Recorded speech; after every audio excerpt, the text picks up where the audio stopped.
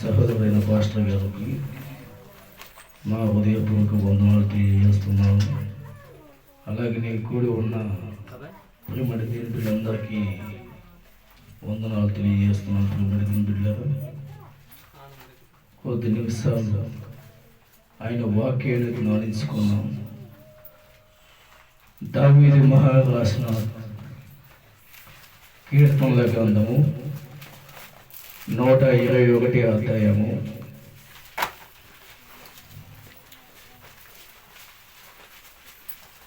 1 నుంచి చదువుతున్నాం.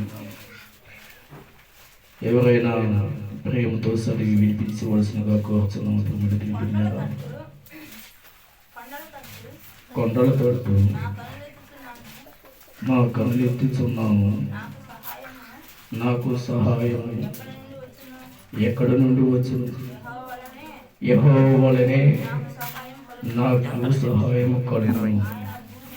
ఆయన భూమి ఆకాశములను సృజించినవాడు, ఆయన నీ పాదము తొట్టిలేడు, నిన్ను కాపాడేవాడు కునుకుడు. ఇశ్రాయేలు కాపాడువాడు కునుకుడు, నిద్రపోడు. యెహోవాయే నిన్ను కాపాడువాడు, నీ కుడి పక్కను యెహోవా నీకు నేరుగా ఉండును. పగులు ఎండ దెబ్బనైనను నీకు తగలదు, రాత్రి వెన్నెల దెబ్బనైనను నీకు తగలదు. ఏ అపాయము రాకుండా యెహోవా నిన్ను కాపాడును. ఆయన నీ ప్రాణమును కాపాడును. ఇది మొదలుకొని నిరంతరము నీ రాకపోకలందు యెహోవా నిన్ను కాపాడును గాక.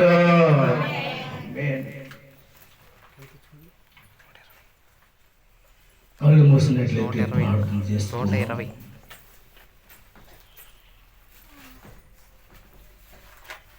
సర్వ సృష్టికి కారణభూతుడైన దేవా,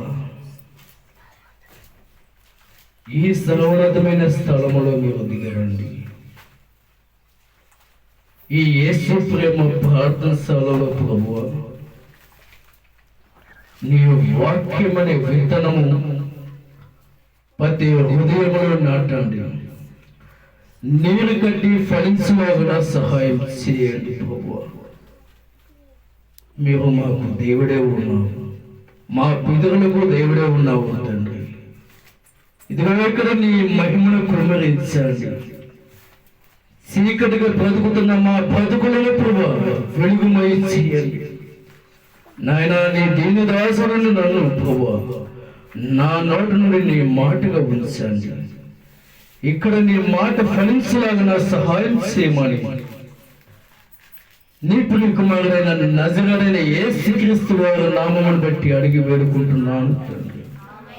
ఆమేన్, ఆమేన్. ప్రేమంటే దేని బిడ్డలారా, కొన్ని విషయాలు మీతో మాట్లాడాలని అనుకుంటున్నాను. ఇప్పుడు జరుగుతున్న యుద్ధములో ఇజ్రాయెల్ ఇరాన్ దేశంలో ఘోరంగా యుద్ధం జరుగుతుంది. మీ అందరికీ అది తెలుసు. కానీ ఇజ్రాయెల్ దేశము 9 సార్లు యుద్ధం చేసిన ఒక్క రోజు కూడా ఓడిపోలేదు. అక్కడ జనాభా కూడా చాలా తక్కువ మంది, సుమారు 5 కోట్ల మంది. అంటే మన ఆంధ్రప్రదేశ్ అంతా దేశం, మన ఇండియాలో మొత్తం చూసుకుంటే మన రాష్ట్రం చాలా చిన్నది కదా. అలాగనే ప్రపంచంలో చూస్తే ఇజ్రాయెల్ దేశం చాలా చిన్నది. అక్కడ జనాభా కూడా 5 కోట్ల మంది. అంటే మన ఆంధ్రప్రదేశ్ లో అంతా జనాభాకే ఉన్నారు అక్కడ. అయితే వాటి మీద ఇతర దేశములన్నీ అటాక్ చేసినప్పుడు, యుద్ధం చేసినప్పుడు ఏ రోజు ఓడిపోలేదు. ఎందుకు ఓడిపోలేదు? చిన్న దేశం, మిగతా దేశాలు బలమైన దేశాలు, బలమైన ఆయుధాలు ఉన్నాయి. కానీ ఇజ్రాయెల్ దేశాన్ని ఎందుకు ఓడించలేకపోతున్నారు? ఎప్పుడైనా మీరు ఆలోచన చేశారా? దేవుడు ఈరోజు మీతో మాట్లాడుతున్న మాట జాగ్రత్తగా గమనించాలి.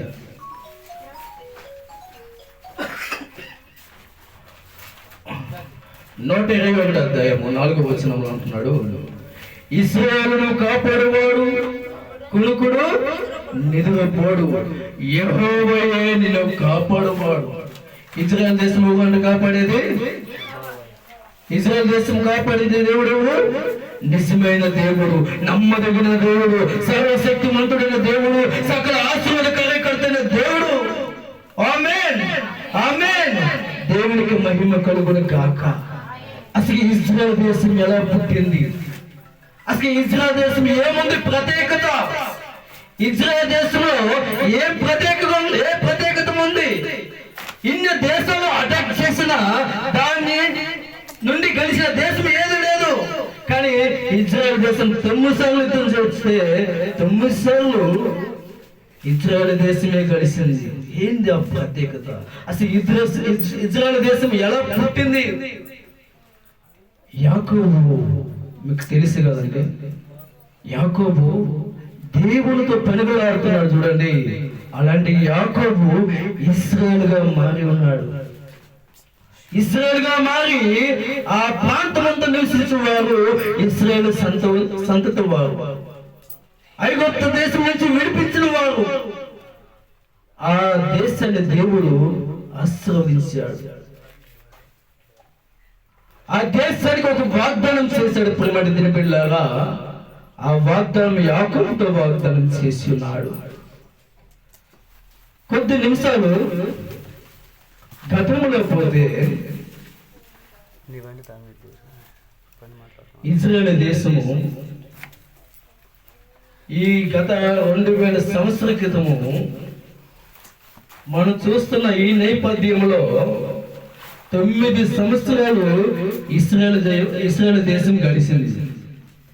తర్వాత మిగతా యేసయ్య ఇశ్రాయేల్ దేశంతో మాట్లాడుతున్నాడు. ప్రియమైన బిడ్డలారా, చూద్దాం ప్రసిద్ధ లేఖనంలో నుండి సంఖ్యాకాండము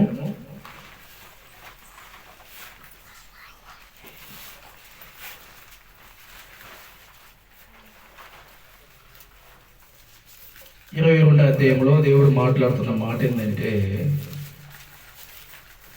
మోయాబు దేశం ఉంది కదా, ఆ మోయాబు దేశము నుండి ఇశ్రాయేలు ప్రజలు వస్తున్నారు. ఎందుకంటే భూతలమును కట్టుకోవడానికి. మీరు చాలా శ్రద్ధగా వినండి, వాక్యాన్ని చాలా జాగ్రత్తగా వినండి. దేవుడు మాట్లాడుతున్న సమయం కనుక దయచేసి అటు ఇటు ఎవరు తిరగొద్దు, ఎవరు మాట్లాడద్దు. ఎందుకంటే పరిశుద్ధాత్మ దేవుడు మాట్లాడినప్పుడు ఆయన ఇబ్బంది పెడితే అక్కడ మనకు వాక్యం ఉండదు. కాబట్టి మీరు జాగ్రత్తగా మీరు వినాలి, దేవుడి మాటలు మీరు వినాలి. అయితే మోయాబు దేశం ఉంది కదా, ఆ మోయాబు దేశమును ఆ భూతాళమును కప్పుకోవడానికి ఇజ్రాయేల్ దేశము వస్తుంది. అయితే అక్కడ బిలాము అనే ఒక వ్యక్తి ఉన్నాడు. ఆ బిలాము అనే వ్యక్తి దేవుడి యందు భయము భక్తి కలిగిన వ్యక్తి, దేవుడి యందు శ్రద్ధ కలిగిన వాడు, నిరంతరము ఎడతెగక ప్రార్థన చేసే వ్యక్తి. అయితే ఈ మోయాబు దేశము భయపడుతుంది, ఇజ్రాయేల్ దేశము మా మీద పడుతుంది, అది అధిక సైన్యం ఉంది, ఆ సైన్యమును జయించడానికి మా వాళ్ళ కాదు. అయితే బిలాము శపిస్తే ఆ దేశాన్ని మేము గెలుస్తామని అంటాడు. ఎవరు? మోయాబు దేశమైన రాజైన బాలాకు. ఆ బాలాకు అంటాడు, బిలామును నా దగ్గరికి వచ్చి వాటిని శపిస్తే గాని ఆ దేశాన్ని మేము జయించగలుగుతామని అన్నప్పుడు బిలాము అంటాడు, గదిలోకి వెళ్ళి ప్రార్థన చేస్తాడు. ప్రేమలాగా దేవునితో ప్రార్థన చేసినప్పుడు దేవుడు ఒక విషయం మాట్లాడుతున్నాడు. సంఖ్యాకాండము 22వ అధ్యాయము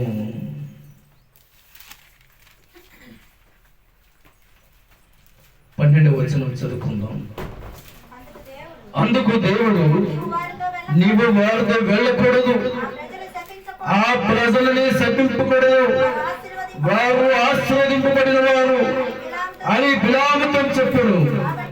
కాబట్టి బిలాము ఉదయమును లేచి బలాకు అధికారులతో మీరు మీ స్వదేశముడికి వెళ్ళుడి, మీతో కూడా వచ్చుటకు యెహోవా నాకు సెలవు ఇవ్వలేదు అని చెప్పాడు. అంత భక్తుడు ఎవరు అయినా బిలాము.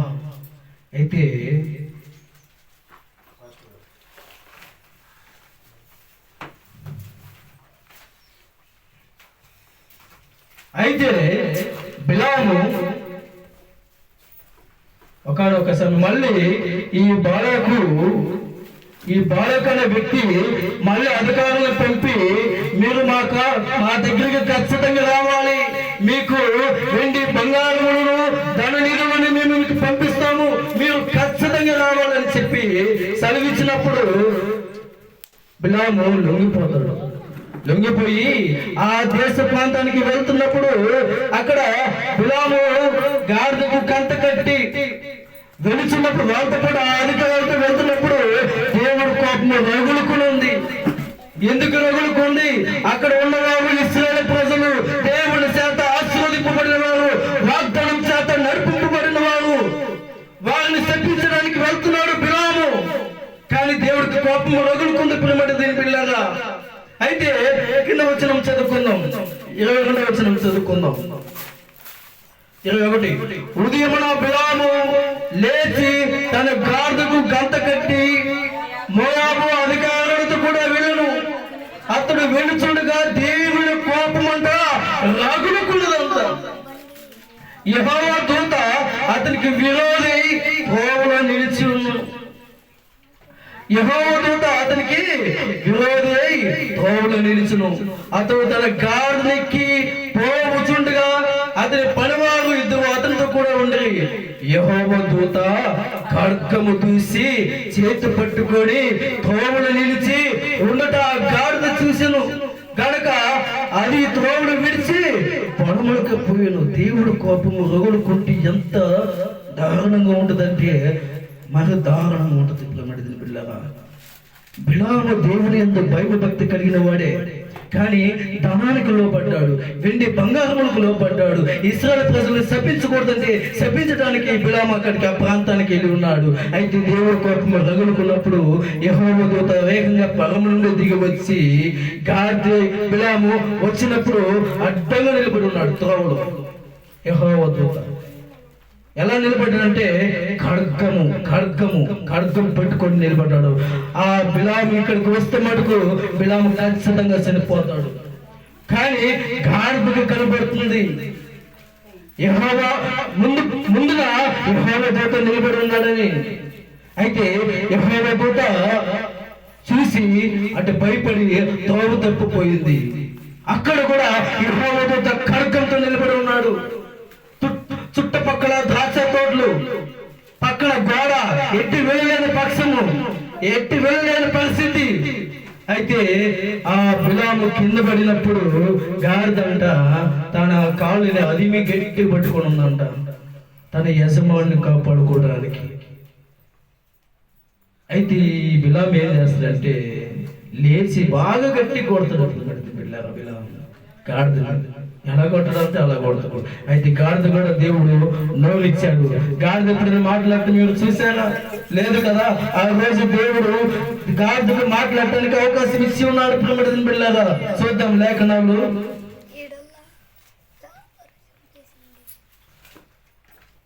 27వ వచనం చదువుకుందాం. గాడిద యెహోవా దూతను చూసి బిలాముతో కూడా కింద కూలిపడును కనుక బిలాము కోపం నుండి తన చేతకాలతో గాడిదను కొట్టాడు. అప్పుడు యెహోవా ఆ గాడిదకు వాక్కునిచ్చును. ఆమేన్. దేవుడికి స్తోత్రములు కలుగును గాక. దేవుడికి వాక్ ఇచ్చాడంట, అంటే మాట్లాడే అధికారం ఇచ్చి ఉన్నాడు. బిడ్డలారా, అది మాట్లాడుతుంది గాడిద. ఏమని మాట్లాడుతుందంటే, నువ్వు నన్ను మారు కొట్టిదివి, నేను నిన్నేమి చేసిద్దనని నీ బిలాముతో అనగా, బిలాము నువ్వు నా మీద తిరగబడితివి, నా చేత ఖడ్గము ఉండిన యెడల నిన్ను చంపి ఉందనని గాడిదతో అను.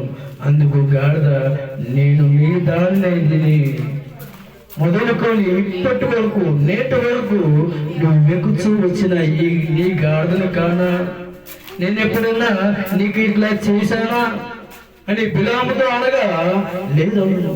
అప్పుడు ఆ బిలాముకి కన్నులు తెరిసింది. నిజమే కదా, ఇన్ని రోజులు నేను గాడిదతో ప్రయాణం చేశాను కదా, ఏ రోజు నాకు హాని చేయలేదు కదా, మరి ఎందుకు ఈ రోజు నాకు ఇలా జరిగిందని అప్పుడు కన్నులు తెరిచాడు ప్రేమడు దీని బిడ్డలారా బిలాము. అప్పుడు కన్నులు తెరిచినప్పుడు ఎదుటిగా ఉన్న యెహోవా దూత ఖడ్గముతో ఉన్నది. ఖడ్గము చేత పట్టుకొని త్రోవలో నిలిచి ఉన్న యెహోవా దూతను అతను చూసి తల వంచి సాష్టాంగ నమస్కరించి చేయగా, యెహోవా దూత ఈ ముమ్మారుని గాడిదను నువ్వు ఎలా కొట్టిదివి? చూడు, గాడిద దేవదూత మాట్లాడుతున్నాడు. నువ్వు గాడిదని నువ్వు ముమ్మారు ఎలా కొట్టిదివి? ఇదిగో నాయనట నీ నడత విపరీతమైనది కనుక నేను నీకు విరోధుని బయలుదేరి వచ్చిందని. ఆ గాడిద నన్ను చూసి ఈ ముమ్మారు నా ఎదురు నుండి తొలుగును, అది నా ఎదుటి నుండి తొలుగునని ఎడల నిశ్చయముగా నేను ఇప్పుడే నిన్ను చంపే దాని ప్రాణమును రక్షించదని అని యెహోవా దూత బిలాముతో చెప్పును. దేవుడికి వ్యతిరేకంగా ఏదైనా మనం చేసినట్లయితే దేవుడు కోపము రగులుకుంటుంది ప్రేమడి బిడ్డలారా. అయితే ఆ రోజున ఇశ్రాయేలు ప్రజలను కాపాడటకు దేవుడు ఉన్నాడు. ఇప్పుడు కూడా ఇశ్రాయేలు ప్రజలను కాపాడడానికి దేవుడు ఉన్నాడు ప్రేమడి బిడ్డలారా. ఎందుకు ఈ ఇశ్రాయేలు ప్రజలు దేవుడు కాపాడుతున్నాడు? దేవుడు ఒక వాగ్దానం చేసి ఉన్నాడు ప్రేమడి బిడ్డలారా ఇశ్రాయేలు ప్రజలకి. ఆది కాండములో మీరు పరిశీలించినట్లయితే ఆ యాకోబుని దీవిస్తాడు, ఆశీర్వదిస్తాడు. వాగ్దానం చేసిన దేవుడు ఆయన, నమ్మదగిన దేవుడు, గొప్పవాడు ఆయన. ఇశ్రాయేలుని దీవించినట్లుగా అప్పుడు మొదలుకొని తరతరము నుంచి ఇప్పుడు కూడా ఇశ్రాయేలు ప్రజల దేవుడు కాపాడుతూ వస్తున్నాడు ప్రేమడి దీని బిడ్డలారా. అయితే 23:7 వచనం చదువుకుందాం ప్రేమడి దీని బిడ్డలారా.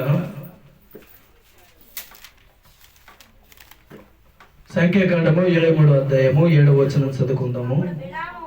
అప్పుడు బిలాము ఉపమాన రీతిగా ఇట్లను, ఆరాము నుండి బాలాకు, తూర్పు పర్వతం నుండి మోయాబు రాజు నన్ను రప్పించి, రమ్ము నా నిమిత్తము యాకోబుని శపింపుము, రమ్ము ఇశ్రాయేలుని భయపెట్టవాలని అను. ఏమేమి శపింపుడు బిలాము అంటున్నాడు. ఏమని శపింపగలను? దేవుడే శపింపలేదే. ఏమని భయపెట్టగలను? దేవుడే భయపెట్టలేదే. మెట్టల శిఖరము నుండి అతను చూసుచున్నాను, కొండల నుండి అతను కనుగొనుచున్నాను. ఇదిగో ఆ జనము ఒంటిగా నివసించును, జనములలో లెక్కింపబడవు. యాకోబు రేణువులను ఎవరు లెక్కించదవు? ఇశ్రాయేలు 4వ పాడును ఎవరు లెక్క పెట్టగలవు? నీతిమంతుల మరణం వంటి మరణము నాకు లభించును కాక. ఆమేన్. చూడండి ప్రేమడి బిడ్డలారా. అలాగనే 18వ వచనం చదువుకుందాం. బిలాము ఉపమాన రీతిగా ఇట్లను, బాలాకు లేచి వినుము, సుబారు కుమారుడా సెవియోగు నా మాట ఆలకించుము. దేవుడు అబద్ధమాడుటకు ఆయన మానవుడు కాడు, పశ్చాత్తాపపడుటకు ఆయన నరపుత్రుడు కాడు. ఆయన చెప్పి చేయకుండా, ఆయన మాటిచ్చి స్థాపింపకుండా, ఇదిగో దీవించమని నాకు సెలవు ఆయనను, ఆయన దీవించను, నేను దాన్ని మార్చలేను. యాకోబు, ఆయన యాకోబులో ఏ దోషము కనపడలేదు, ఇశ్రాయేలులో ఏ వంకరతనము చూడలేదు అని దేవుడైన యెహోవా అతనికి తోడే ఉన్నాడు. రాజు యొక్క జయధ్వని వారిలో ఉన్నది. దేవుడు ఐగుప్తు నుండి వారిని రప్పించును. గోతపోతు వేగం వంటి వేగము కలుగుదు అంటున్నాడు. చూడండి ప్రేమడి దింట్లాగా దేవుడు అంతా గొప్పగా మాట్లాడుతున్నాడు. ఇశ్రాయేలు ప్రజల్ని ఆ విధంగా ఆశీర్వదించి ఉన్నాడు. ఇశ్రాయేలు ప్రజలను ఆ విధంగా ఆశీర్వదించి ఉన్నాడు. యాకోబుకు వాగ్దానం చేస్తున్నారు. ఏమని వాగ్దానం చేశారంటే, నేను నిన్ను ఆశీర్వదించుదును, నీ పితరులకు, నీ తరతరముల వరకు నిన్ను ఆశీర్వదించుదునని దేవుడు లేఖనాలు సెలవిచ్చున్నది. అలాగనే ఇప్పుడున్న ఇజ్రాయెల్ దేశంలో యుద్ధ వాతావరణంలో దేవుడు ఆ పక్షాన ఉన్నాడు. దేవుడు ఈ రోజు నీతో వాగ్దానం చేస్తే ఆ వాగ్దానం వెనక్కి తీసుకోవడం పిల్లమడిని బిడ్డవాడా. ఆయన అబద్ధం ఆడు కానీ మానవుడు కాదంటున్నాడు దేవుడు కూడా లేకున్నా. కాబట్టి ఆయన వాగ్దానం విలువైన వాగ్దానం, ఇశ్రాయేలుకి చేసిన వాగ్దానం ఈ రోజు నీతో కూడా వాగ్దానం చేయబోవాలనుకుంటున్నాడు. నువ్వు సిద్ధపడుతున్నావా? వాక్యానికి లోపడుతున్నావా? వాక్యానుసారంగా జీవిస్తున్నావా? దేవుడు లేఖనాలు చెప్పబడిన మాట ఈ రోజు నువ్వు దీవింపబడాలి. ఈ రోజు నువ్వు దీవింపబడితే తరములకు దేవుడు నీ కుటుంబాన్ని, నీ సంతానాన్ని, నీ రాజ్యాన్ని దేవుడు దీవిస్తాడు. ఆమేన్. దేవుడి ఉన్న మాటలు దీవించి ఆశీర్వదించును గాక. ఆమేన్.